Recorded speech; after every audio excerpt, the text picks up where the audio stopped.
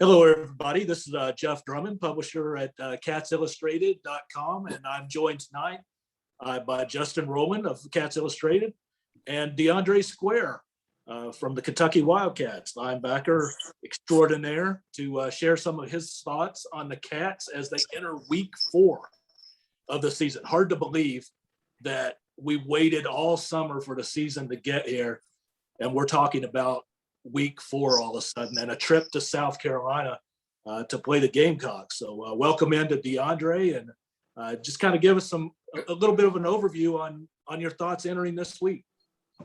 Yeah, that was a big week. First SEC road game for the year.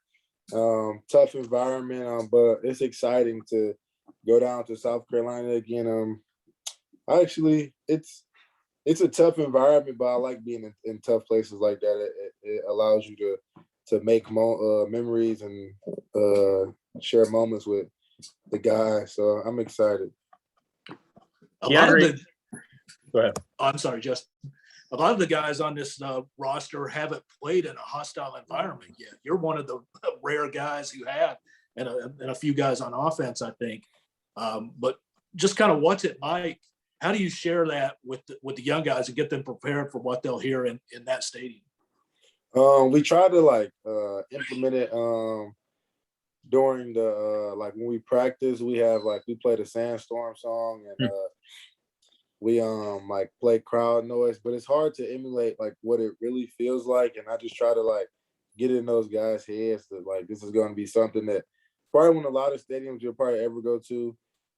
So I feel like they understand, but they won't know until they get down there.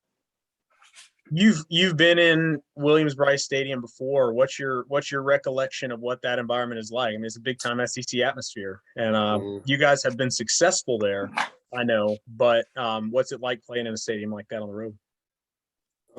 It's tough because once they get momentum, it's hard to get the crowd back down. The crowd explodes every play they make, so it's tough, but I mean, it's something that we're gonna have to overcome. Looking back to last year's game, I don't think that was. I mean, you guys obviously dominated them in every respect last year, but they had a bunch of players opted out. They had their coach had been fired, and you did get to face Kevin Harris, who was I think the leading rusher in the SEC over 10 games, and he's back. And Georgia's a real tough challenge, but it looks like he's healthy. What do you remember about lining up opposite him and just kind of the challenge that he's going to present this weekend? He's a very tough runner, very good back. So I mean, I'm excited to play a group of backs like South Carolina. They have a good stable of 4 backs. But Kevin Harris is a returning guy that we played last year. He's a tough athlete, but I'm excited.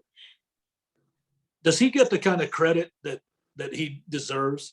DeAndre, his name kind of flies under the radar when you talk about the better players in the SEC.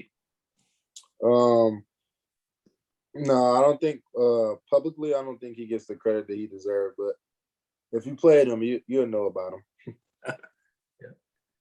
Yeah, I think you guys have played. I mean, you've got to block out the social media noise at this time. I'm sure, and that's a season-long thing. But people that kind of know the game can realize Missouri and Chattanooga both executed really well against you guys. That's not a knock on the defense. That's just, I think those teams really came to play offensively and they were crisp.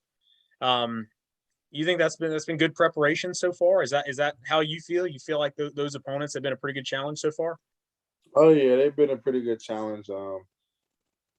It's been good for us to see. It's a lot of good wake-up calls. We just got to come better prepared and ready to make more plays coming this upcoming Saturday. Getting pressure on the quarterback is going to be, and creating havoc in the backfield is something that people have talked about. You've got 5.5 tackles for loss. So, I'm not saying there's nothing you can do to get better, but you do lead the team in tackles for loss. What can you guys do? What are some things that you guys can do to increase the havoc numbers and to create more of those negatives? We just got to, when we know, we just got to go. We got to stop being hesitant. We just got to keep when they call our number, we just got to blitz and try to get to the quarterback and cause havoc. And that's what I've been trying to do, which I can do a better job at. Is it frustrating, DeAndre, when you face these last two offenses that kind of feel like they may have piggybacked off each other style wise, especially Chattanooga? I think maybe they saw some of the stuff Missouri did and tried to put some of that in the game plan, where they just they're not trying to hit you for any big plays at all. It's just 3, 4, 5 here at a time, all the way down the field. Mm-hmm. Is that frustrating to play against? Because they don't really give you ample opportunities to make the splash plays. Mm-hmm. It's kind of frustrating, but I mean, at the end of the day, it's football. I mean, they trying to do their best to win. So, I mean, I get it, but it can be frustrating at times. What was the mood like in practice today? I think people will talk about how focus and execution is like a week-long thing. You can't just flip the switch on Friday, especially when you're going on the road. It's got to be business, Monday through Friday. What was the mood like in practice, and how did guys respond to what the coaches were telling you? Practice was pretty high energy. You've seen guys like bouncing around, trying to learn the new things that we implemented for the defense this week. So practice was high energy. The leaders were stepping up, getting the guys going. So I mean, I like today's practice. It was pretty fun.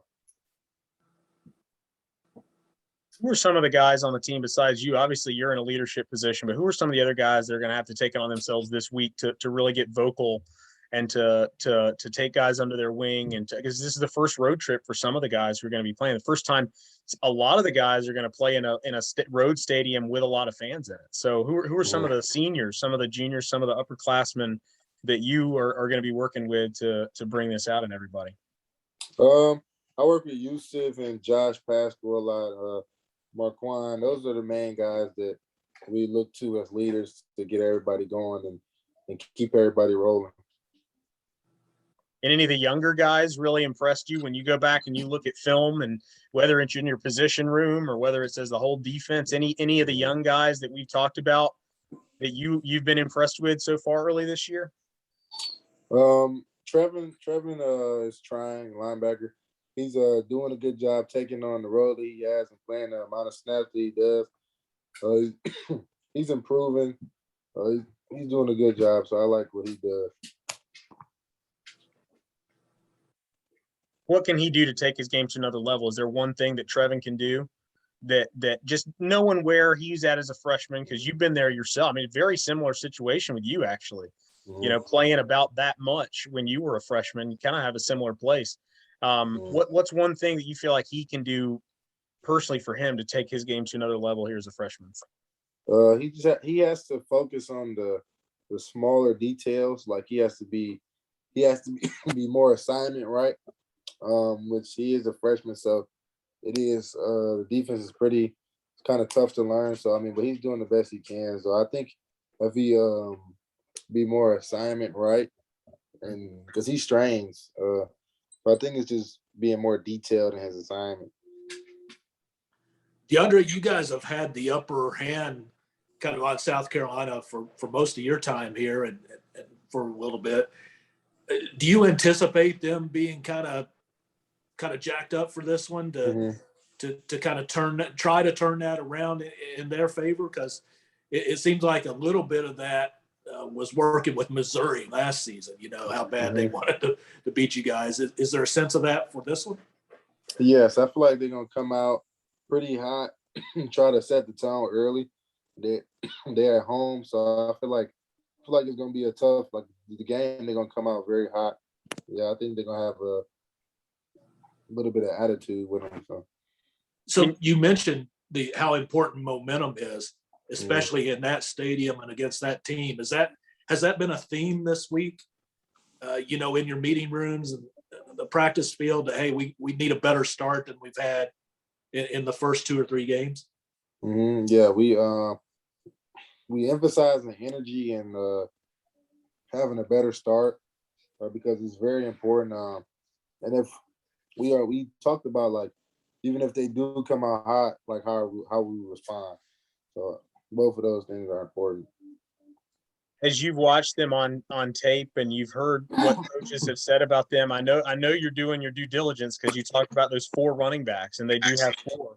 One of them I know was like a 5-star kid coming out of high school, Marshawn Lloyd, and they got Juju and somebody else. What are some things that have jumped out on film, or some of the things that they've hammered home that they maybe expect for you guys to see this weekend? These probably some of the best backs that we'll play all year.